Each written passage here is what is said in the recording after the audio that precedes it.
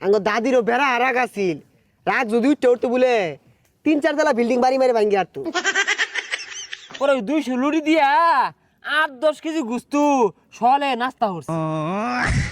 সরকারি বন্ধ লেগে যে দেখলে পাক পারতা শুলি সরকারি বন্ধ পাই শুলি না ভাইলে আঙ্গুর বাড়ি যাই গুস্তু লই আই। বুঝলি বন্ধু, বালা মন্দ ছাড়া খাই না।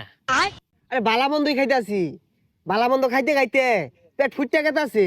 ফুটতো না কে, আমরা তো খাওয়া বংশ পোলা ভাই। হ্যাঁ, আমার বাপ দাদার একটা লুক আছিল কোল লাগবো, এক দেড় শরীরে গরু কুরবানি দিয়ে আসছে, শরীর লইবার যে না। হ্যাঁ, আঙ্গর বাপ দাদা যেন তেন গরু তার কোরবানি দিছে না। ওই দাদা আঙ্গর 11 ফুট লম্বা আছিন, তাও বলে গরুর থল দিয়া অনায়াসে গেছে আর আইছে, গেছে আর আইছে। তাহলে বুঝো কত বড় গরু আছিন ওগুলা। আঙ্গর দাদা এরুম বড় হাড় কুরবানি দিত, ওই যে তলে লটকে দেয় না, ওটি মাটির লোকে শেষ গেলে